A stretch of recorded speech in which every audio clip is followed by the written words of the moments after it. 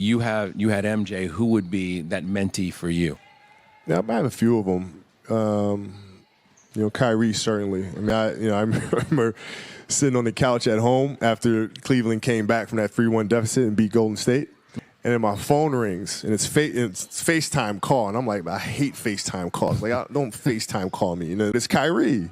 Like, all right, let me pick it up. I pick it up, and Kyrie's in the locker room celebrating on FaceTime. Like, dude, it worked. Your advice worked. You know what I mean? Like, he's completely freaking out. And he's like, hey, Gigi. And Gigi's like, hey, congratulations. He's like, oh, my God. And, like, champagne spilling all over the place. So I was really, really proud of him. But so I'd say Kyrie's probably the one I'm closest to. That's right.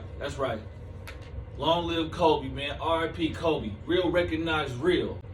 Always has and always will. You know what I'm saying? If Kobe was still here, man, he'd be defending Kyrie right to this day. I know for sure he wouldn't be throwing him under the bus like LeBron. Oh, Buster. He gonna say this. He gonna say, look. I believe, what Kyrie did, some harm to a lot of people. But he caused some harm. And I think it's unfortunate, LeBron, but you say Kyrie harmed a lot of people, right? That's what you gonna say, given your opportunity to defend him if you wanted to? He harmed a lot of people. Who did he harm?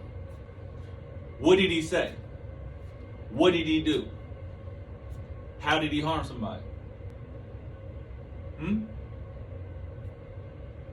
Because all he did was share a link to a book.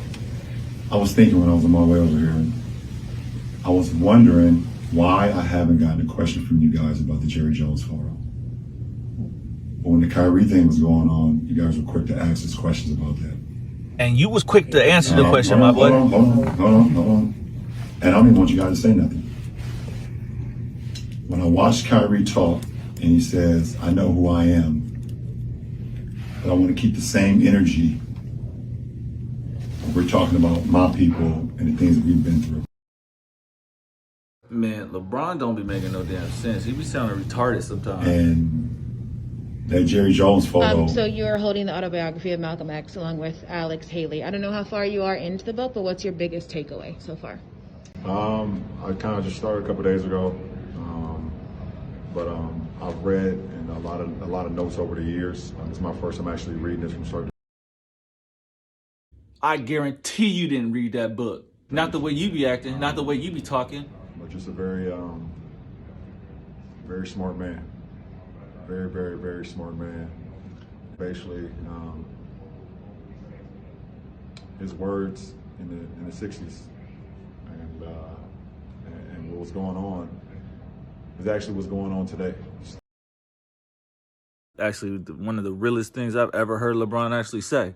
It is the same today as when Malcolm was talking. Still the sellouts like LeBron, who they put before us, be our leaders. They don't do nothing but lead us into a burning These are house. puppets that have been put in front of the Negro community by white liberals. These are parrots that have been put in front of the Negro community by white liberals. You can't name me a Negro leader who has not been endorsed, sanctioned, subsidized, and supported by the white liberals. Before I get started, I want to bring up a good friend of mine and also someone that's for Hillary as well, my good friend J.R. Smith. Number one main reason I'm here because of Hillary and what she believes in. I want people to understand.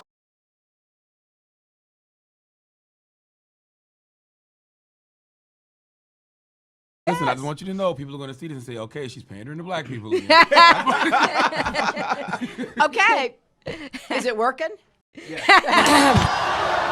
how powerful And you ain't black. the Negro can be. Your votes behind the Democrats that put the Democrats in the White House. When you see this, you can see that the Negro vote is the key factor. And despite the fact that you are in a position to be the determining factor, what do you get out of it? The Democrats have been in Washington, D.C. only because of the Negro vote. And all other legislation they wanted to bring up, they brought it up and gotten it out of the way. You put them first and they put you last. Because you're a chump. Anytime you throw your weight behind a political party that controls the government and that party can't keep the promise that it made to you during election time, and you're dumb enough to walk around continuing to identify yourself with that party, you're not only a chump, but you're a traitor to your race.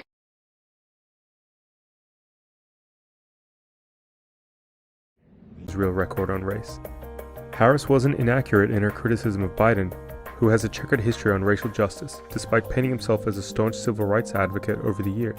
Perhaps one of the most criticized moments in Biden's past is his involvement in the creation of the notorious 1994 crime bill. People forget that the informal name for the bill was Biden's crime law. The legislation is widely criticized for being responsible for making the effects of mass incarceration in the US exponential, and also admits to having been civil with Democratic colleagues who were openly racist, like James Eastland, who had a long history of racist remarks, including that black Americans belonged to an inferior race, as well as the segregationist Herman Talmadge, who vigorously opposed school integration. Governor, this means in effect that your state would set up a private school system. We intend to maintain separate schools in Georgia, one way or another, come what may. Biden also developed a decades-long friendship with segregationist Strom Thurmond, who he worked with attempting to pass the Biden-Thurmond Violent Crime Control Act in 1991. Biden also spoke at his funeral.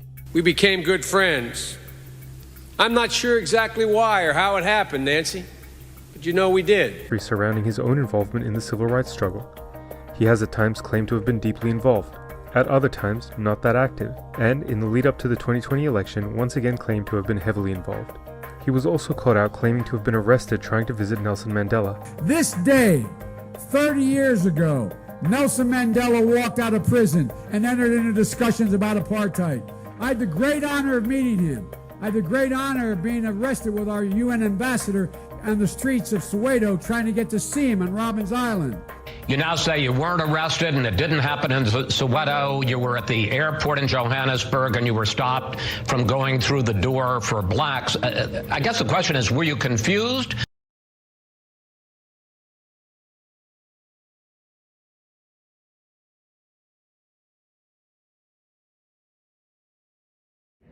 That word a lot, how powerful we are,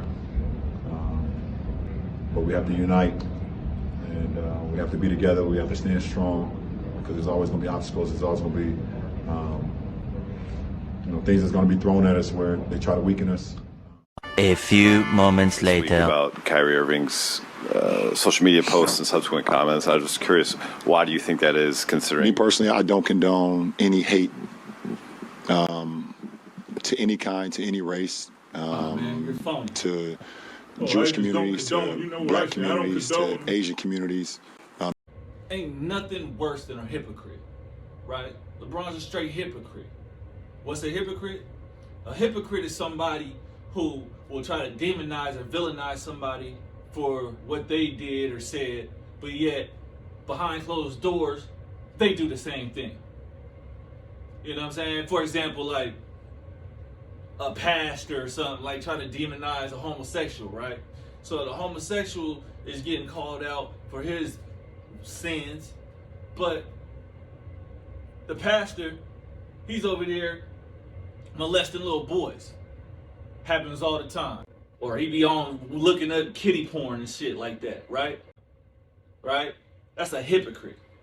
Ain't nothing worse than that. He want to throw Kyrie under the bus, let him get ran over. But he's a hypocrite because he do the same thing.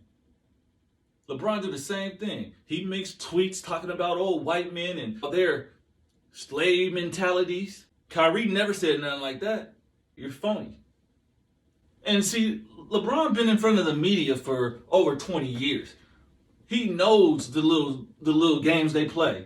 And a part of, I created it uninterrupted because there's times where you can say something and they can take about a small bit of it, take out of the 20 minutes I was talking, they will take 2 minutes, one clip, put it on there, LeBron says this. Yeah. And I got tired of that. He ignores all that and still decides to throw Kyrie under the bus. That's why I got no respect for LeBron. I got no respect. He's a straight sucker, man. You guys know where I stand, and it's part of the reason why I didn't air the Shop episode. Yeah. Shut your dumb ass up. You know Kanye didn't hate on nobody. Because if he did, you guys would show it to the whole world what he said. And he didn't say nothing. He probably said some real shit and you don't want nobody to hear it. That's all. And LeBron, you chose not to air it. So you're a sucker. LeBron is a straight hypocrite. And so is the NBA. Kyrie done sit out damn near all year last year just because he didn't want to put a vaccine inside his own body. Then they got him suspended this year just because he sends a link to something on Amazon. Yet Amazon is still selling the book, still selling the movie. And the NBA just did a multi-million-dollar deal with Amazon. Tell me that's not hypocritical.